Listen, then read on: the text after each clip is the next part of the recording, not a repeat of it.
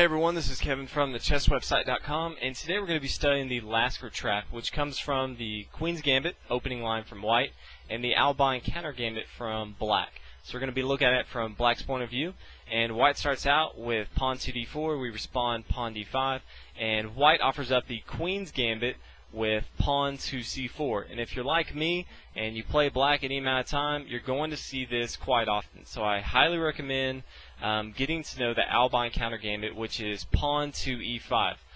It's a great play. White players really don't know how to play it very often, play against it, and a lot of times you'll see a lot of bad moves, and especially if you have someone that hasn't seen it very often, you may be able to use the Lasker trap that we're going to be going over today. So play resumes with the main line, and that is pawn captures e5, and black's going to respond with pawn to d4, putting more pressure on white here. White can no longer develop his knight to the c3 square, which he'd really like to.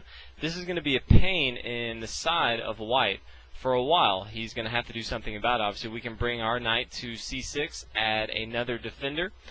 So from here, you may see the move which is going to be a mistake, and that is pawn to e3. Now, even if white does not make this mistake, black still has a lot of good gameplay. So don't feel that if they don't do this and they don't fall into the trap, that you're just completely lost. You're actually not. You can have a lot of good counter gameplay in the Albine counter gambit. So from here, white is basically hoping that we're going to just capture, and then they can come down, capture our queen, and when we recapture, we can no longer castle. But we're not going to do that. We're going to continue with the Lasker trap line, and that is simply bringing our bishop to b4 and checking the white king.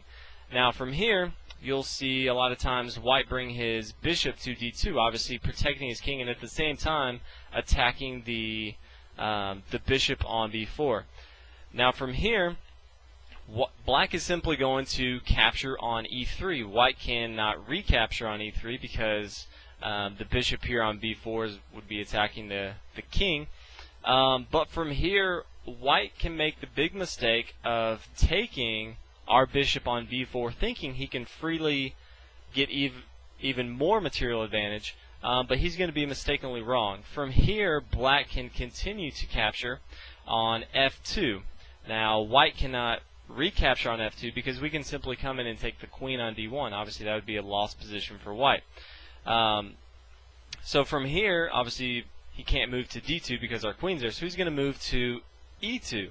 And from here, we're simply going to move to g1, and we're going to underpromote to a knight, checking the king. Now, obviously, you may be looking at this rook here, but white cannot take this on g1. Well, he can, but then we can simply come into g4 with our bishop, and we're going to win the queen. So that's not recommended. So from here, what you'll see is the king move to e1. And from here, we can simply move our queen to h4. Now, white would really like to just simply bring his pawn to g3, but then we can just come into e4 and fork the rook on h1, check to the king on e1. So instead, you'll see the king basically move to d2. Now from here, black can simply move knight to c6, and this is just a devastating move for black. Eventually, we're going to bring our bishop into the action, and then we can castle queenside, and the white king is just stuck out in the middle, and he's going to have a hard time getting away. And at the same time, we're going to be applying lots of pressure on all his pieces. Obviously, right now we're applying pressure on the bishop on b4. Once we bring our piece out, we're going to be attacking the queen on d1. Once we castle, we're going to be attacking the king. So white's going to be running all over the board. We're going to have all the momentum, and we're just going to be attacking until we win the game.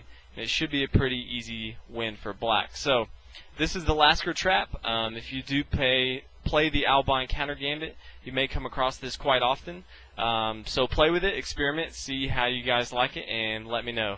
Thanks for watching the video. If you guys have not subscribed to the videos, please go ahead and do that. We got a lot of great stuff coming out, and I will see you guys next video. Thanks.